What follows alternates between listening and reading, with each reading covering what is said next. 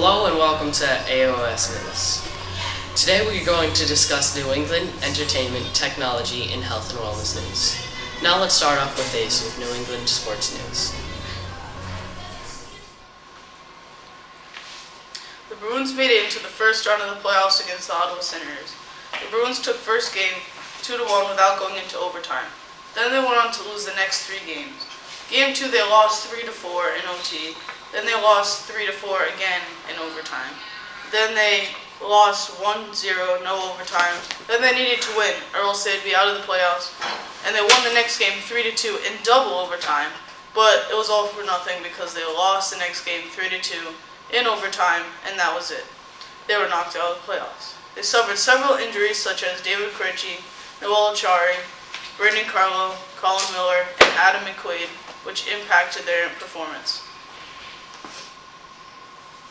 The Red Sox season is here, and they are doing pretty well at 19 wins and 18 losses. The new update to the Red Sox pitching staff, Chris Sale, seems to be fitting in with 42 strikeouts over 29 2/3 innings. He has an ERA of 2.15, which means he on average allows about 2 runs on the season. Mitch Moreland, the newly acquired first baseman from the Texas Rangers, has 2 home runs on the season. Mookie Betts currently has 6 home runs, along with Andrew Benintendi, who has 5. He is really getting into a groove with his hitting. Hanley Ramirez is turning out to be a great DH with 5 home runs too. The Red Sox are going strong. Now I'm going to pass it off to Stefan with entertainment news.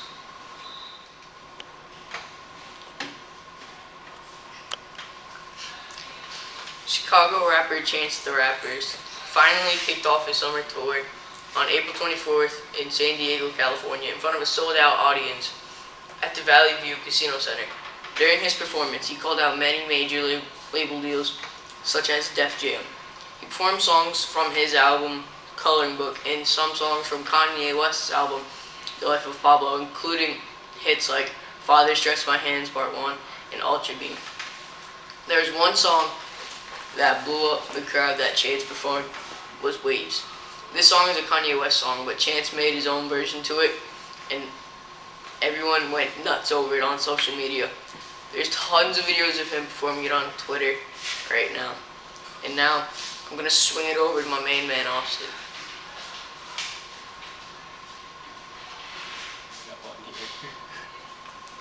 On April 24, 2017, Google has entered a new VR camera to record the live feed into the market. This new camera has over 15 lenses on it, which is a lot, and it's $20,000. This new camera records a 4K video, which is better than many of its competitors.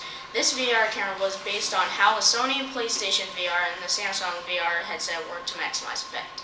This camera is created by the people who run Google and China's recording company. This will impact many famous YouTubers that have lots of money due to the quality of the camera, as they will be trying to get it. It will also impact movie directors to make their movies to have a lot of things being filmed at the same time. This camera has a full 360 HD view on the room or place you are in. This camera is great for seeing multiple scenes at one time. This camera can make it seem to be anywhere else around the world with the VR headset built into it. This is one of the best cameras you can get. This camera has many effects to make the experience of recording better. I'm going to send it off to Owen with health and wellness. The U.S. Food and Drug Administration, or the FDA, is cutting down on fake cancer treatments promised to cure cancer, although it doesn't work as they say. May they help? Possibly, but not exactly as they say they do. They do this realizing people will believe it in the desperation to save the lives of those close to them. On Tuesday, April 25, 2017, the FDA issued warning letters to 14 companies that are fraudulently selling over 65 products that they illegally promised to cure cancer. The FDA's main purpose is to crack down on the safety and quality of products claiming to cure diseases like cancer, which are very violent and many have required the supervision of a licensed healthcare provider. Many of these products included pills, creams, teas, and ointments, usually sold online on social media websites like Facebook and Instagram. Many have decided to update product descriptions, hoping that may be enough, although some companies that still will change labels, insisting they work exactly as said, and even more, some just straight out declining to comment. The Vitamin C Foundation founder, Owen Fonero, says that vitamin C is being attacked as an illegal drug and says the attacks have nothing to do with public interest. Many of the products could harm the consumers themselves. The FDA is posting information on how to weed out fake products. And now we're going to move on with Ace and Stefan. Thank you, and this has been News at 12 from the AAOS Newsroom.